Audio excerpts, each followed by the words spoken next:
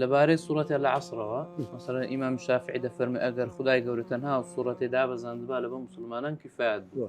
یعنی دەڵێت ئەو وتەیە یعنی چ چونکە ئەگەر سوورەتی عەسر کیفایەت بی ئەدیە حیکمەت لەو هەموو سوورەت و ئاەتی دیکە. لێرەدا مەقسەد ئەوە نییە ینی سوورەتەکانی کە زائیدە زیادەیە نا مەقسەدی سوورەتی عەسرە هەندێک سوورەتێکی گەورەیە هەندە پەی بردووە بە هەموو لایەنەکانی ژیانی ئینسان و هۆکاری سەرەکی ڕزگاربوونی ئینسانە وەنیا لەبەر گەورەیەکە ئیمام شافعی وای فەرمووە یعنی ئەگەر کەسێک بەس سوورەتی عەسر بخینتەوە و لەسەر بیکاتە ڕێبازی ژیانی کافیە لەوەی ڕزگاری بی لە کوفر معنای ئەوەی نییە ینی بەبێ سوورەتی عەسر تەواو ینی سوورەتەکانی کە هەمووی زیادە مەقسەدی لە گەورەیە تەوان ئەمە ئەگەر هەر سوورەتێک لە سوورەتەکان تەماشا بکەی نەوع فەزلێکی هەیە پێغەمبەری خوا صلی الله عليه وسلم بە سوورەتی ئالی عیمران و بەقەرە چ دەفەرمێ وەکو پەلە هەورە یعنی کو سێبەر لەسەر ئینسان بکە وایە دەفەرمێ پێغەمبەری خوا صلی الله عليه وسلم وەکو خێمەیەکە فوستات القورئان خێمەی قورئانە یعنی کو مثلا خێمەک بی بتێژێر سێبەری دە حەسەیەوە ئەوەندە یعنی معنای وێ بزانە خۆ معنای سوورەتەکانی کە زائیدە وانە نا هەر سوورەتێک لە سوورەتەکانی قورئان فەضیلەتێکی هەیە گەورەیەکی هەیە بەڵام لە شەعنی سوورەتەکانی کە خۆ کەم نابتەوە ئیمامی شافعی لەو ڕوانگەوە ئەو قسەی کردیە یعنی لەبەر ئەوەی ئەو سوورەتە چار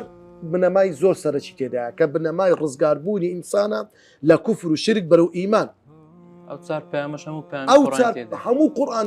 باسی کردیە بەڵام لێرە کورت و پوخت کرایتەوە یعنی ئیعجابی ئیمامی شافعی بەو سوورەتەی تێکە هەمومان پێی وەکو ئیمامی شافعی و ڕەنگە زیاتریش پێی سەرسان بین عجائبی بەلاغەتی قورئان ئەوەیە لە سێ ئاەت لە کورتترین سوورەت یعنی ئەو نوع بەرنامە ڕێژێکی هەبیتن وێنە یعنی خەڵک ئەگەر تەواوی خەڵک لە ناو کوفر و جەهالەت بی ئەو سوورەتیان بدێ برێکاکە ئەو بەرنامەی ژیانتە کافی لۆ ڕزگارکردنی ئەو خەڵکەی تەنها بە سێ ئاەت ئەدی چ جائیەوەی هەموو قورئانیان بدێ وەنیا مەقسەدەکە ئەلێرە ئەوەیە متابع بکەین دەبین لە فەرموودەکانش زار مەسەڵەی ئیمامی ئەحمەد دەفەرموێ هەموو ئیسلام لەو سێ فەرموودەیە ئەوە سێیەکی إنما الأعمال بالنيات كذا مثلا ربع إسلام يعني ثلث إسلام وكو هندك زانان دفع تشتشي آساية تنقص إلى فهم بالضبط يعني